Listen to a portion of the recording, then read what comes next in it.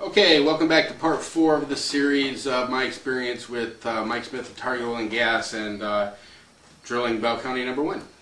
Okay, so I left you off with we hit a pretty big well, a real big well, and everybody's happy. I leave the mountain to go into town and make a phone call, to call some pertinent people that I knew that to share the good news that that this was a very, very big well, over 4 million cubic feet by estimate. And I was going probably about an hour. I come back and I'm going to head back up the mountain to the well site. And when I do, lo and behold, there's Greg Smith, resurrected from the dead apparently. And I could tell even at a distance that something was wrong. The whole mood changed. I mean, it was very celebratory before, a lot of congratulations. You know, these drillers, you know, even though they don't have a financial stake in how big the well is, it's a very big pride issue for them to bring in a big well. I mean, it really is. Most of the time they don't get to see that. Very few times do they ever get to see something like that. So they're very proud of themselves, as they should be. But I could tell that the mood was definitely different. So I went up to Greg, who was actually the closest person as I came over to the crest, and I said, "Greg, what's going on?" He goes, "They want to kill the well." And I said, "Well, what are you talking about?" And he said, "They're cowards." And I said, "Well, what do you mean?" He said, "They're absolute pussies." And I said, "Greg," I said, what's going on?" And he said, "Well, you know, we need them to put the production pipe into that, and they won't do it unless they put water into the well to hold back the gas. And that could kill the well. That could ruin the fracture of the well." And which actually did make some sense to me. But at this point, I'm not. You know, I want to hear from these guys because I had a relationship with these guys, and you know, so I went up to the rig, the foreman. I said, "What's going on?" He said, "Those crazy bastards trying to get us killed." And I said, "What do you mean?" He goes, "Listen," he goes, "this is a huge well."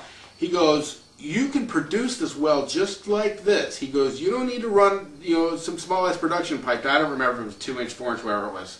I think it was the 2-inch pipe. Maybe it was 4. I don't remember now. But anyway, he said, "It's very dangerous to do that." He goes, "One spark around here and this thing's going to go up." And he goes, "One of my guys accidentally drops a tool." He goes, this is just crazy." And they're leaving. He said, "We're out of here." And he said, "We called our boss in West Virginia," and he said, "Screw Target, get the hell out of there." So meanwhile, I'm just like, shit. You know, it isn't one thing, it's another. And meanwhile, one of the bigwigs from Phoenix Drilling Company shows up, and I went over there and I talked to him. Greg isn't talking to any of them. You know, he's off to the side.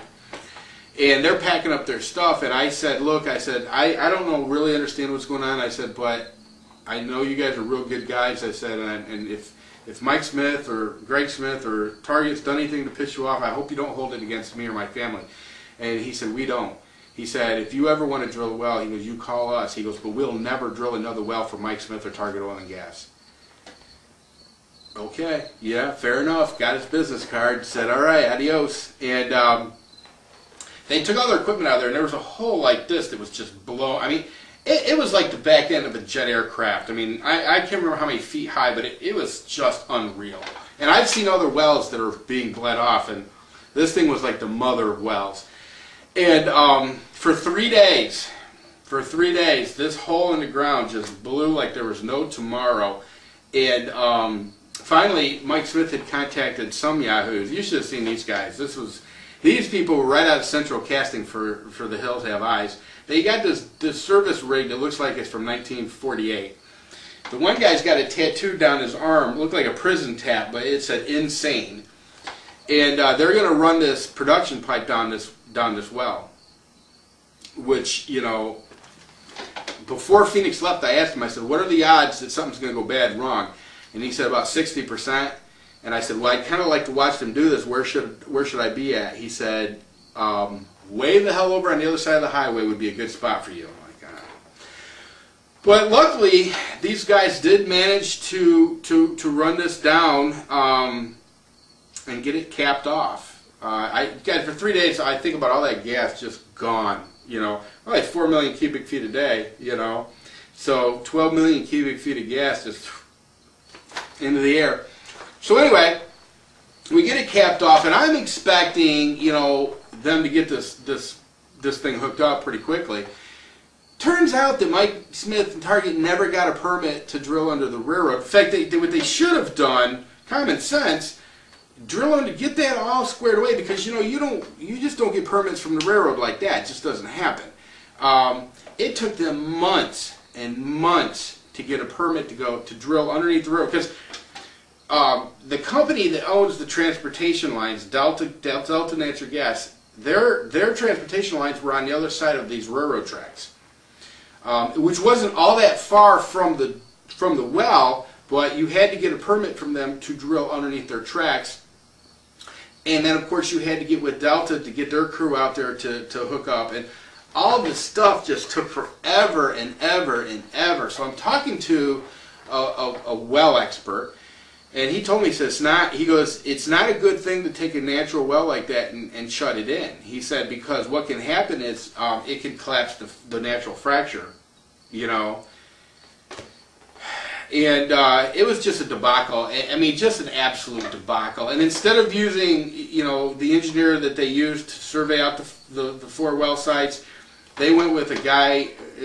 You know what? Anyway, I think I'm going to end the story here. There's a lot more to the story, and I'll probably do a part 5, but I'm really sick of talking about it at this point. I hope you've enjoyed these little segments. I've not slandered anybody. I have told nothing but the truth. I will leave it to those that have listened to this to make up their decision as to whether or not Target Oil and Gas and Mike Smith is a good company. I'll leave it to them. I won't make any judgments on that. But that has been my experience, and there's a lot more, and there'll be a lot more coming. But that's all I'm going to say right now. And I hope you have enjoyed it. And everybody out there, take care. And like I said, keep tuned. Stay tuned.